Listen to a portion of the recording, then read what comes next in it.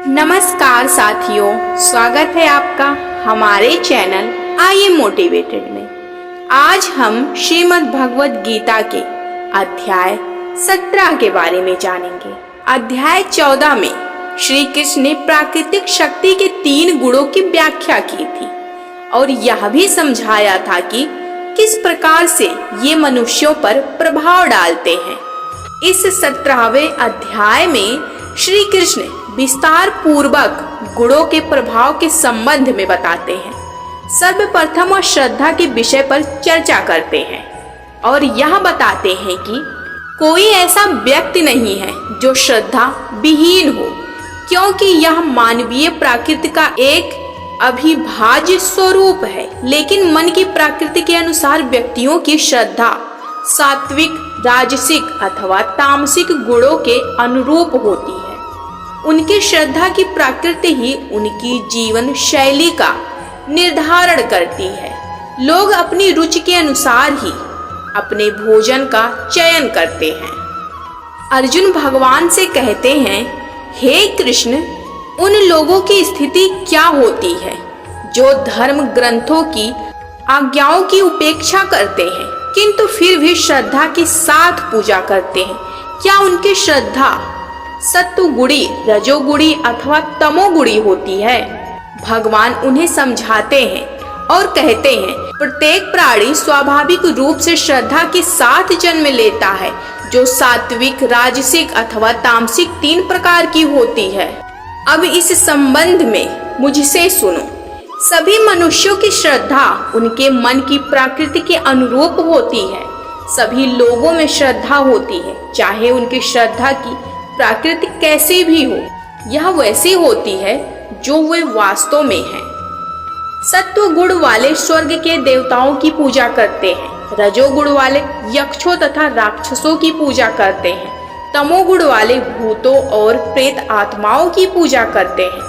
कुछ लोग अहंकार और दंभ से अभिप्रेरित होकर धर्म ग्रंथों की आज्ञाओं के विरुद्ध कठोर तपस्या करते हैं। कामना और आसक्ति से प्रेरित होकर वे न केवल अपने शरीर के अंगों को कष्ट देते हैं, बल्कि मुझे, जो उनके शरीर में परमात्मा के रूप में स्थिर रहता हूँ,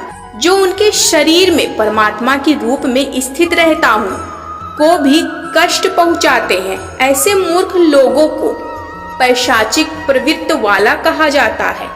लोग अपनी रुचि के अनुसार भोजन पसंद करते हैं। इसी प्रकार से उनकी ऐसी रुचि यज्ञ, तपस्या तथा दान के संबंध में भी सत्य है।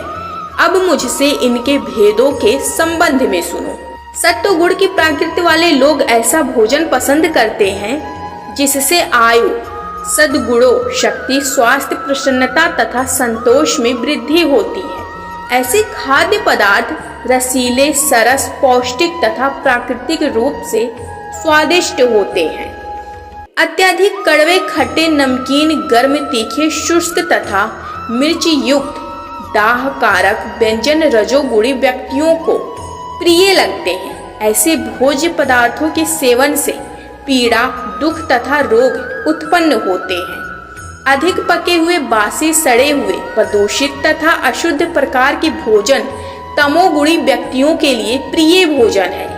धर्मशास्त्रों की आज्ञाओं के अनुसार पारितोषिक की अपेक्षा किए बिना और मन की दृढ़ता के साथ कर्तव्य समझते हुए किया गया यज्ञ सत्वगुणी प्रकृति का है।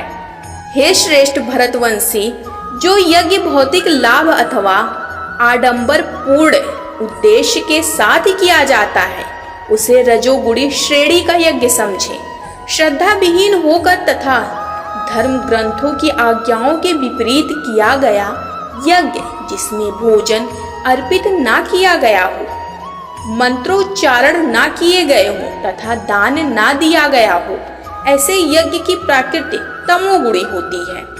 परमपिता परमात्मा ब्राह्मणों, आध्यात्मिक गुरु, बुद्धिमान तथा श्रेष्ठ संत जनों की पूजा यदि पवित्रता, सादगी, ब्रह्मचर्य तथा अहिंसा के पालन के साथ की जाती है, तब इसे शरीर की तपस्या कहा जाता है। ये शब्द जो दुख का कारण नहीं बनते, सच्चे, हानिकर तथा हितकारी होते हैं, उस प्रकार से वैदिक ग्रंथों के नियमित अनुवाचन को वाणी का तप कहा जाता है। किसी तपस्या को मान सम्मान प्राप्त करने और आराधना कराने के लिए दंभ पूर्वक संपन्न किया जाता है, तब यह राजसी कहलाती है। इससे प्राप्त होने वाले लाभ अस्थायी तथा क्षणभंगुर होते हैं। वह तप जो ऐसे व्यक्तियों द्वारा किया जाता है जो भ्रमित विचारों वाले हैं तथा जिसमें स्वयं को यातना देना तथा दूसरों का अनिष्ट करना सम्मिलित हो, उसे तमोगुणी कहा जाता है। जो दान बिना प्रतिफल की कामना से यथोचित समय और स्थान में किसी सुपात्र को दिया जाता है, वह सात्विक दान माना जाता है। अनिच्छा पूर्वक अथवा फल प्राप्त करने की अपेक्षा के साथ दिए गए दान को रजोगुणी कहा जाता है। सृष्टि के आरंभ से ओम तत् सत शब्दों को सर्वोच्च परम सत्य की प्रतीकात्मक अभिव्यक्ति माना जाता है। इनमें से पुरोहित, शास्त्र तथा यज्ञ शब्द की उत्पत्ति होती है। इसलिए यज्ञ कर्म करना, दान देना, तपस्या जैसे कार्यों का शुभारंभ वेदों के व्याख्याता वैदिक विधानों के निर्देशानुसार ओम का उच्चारण करते हुए है। ऐसे व्यक्ति जो किसी फल की कामना नहीं करते किंतु भौतिक उलझनों से मुक्त रहना चाहते हैं, वे तप, यज्ञ तथा दान जैसे कार्य करते समय तत् शब्द का उच्चारण करते हैं। हे पृथापुत्र, जो भी यज्ञ कर्म या तप बिना श्रद्धा के लिए जाते हैं, वे असत कहलाते हैं। वे इस लोक और परलोक दोनों में व्यर्थ जाते हैं।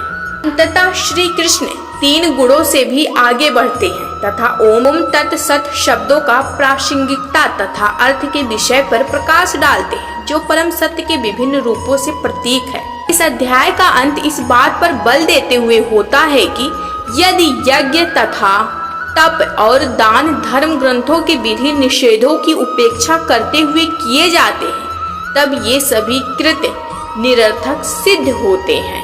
साथियों, श्रीमद् भगवद गीता का अध्याय 17 यहीं पर समाप्त होता है। मिलते हैं कल अगले अध्याय के साथ।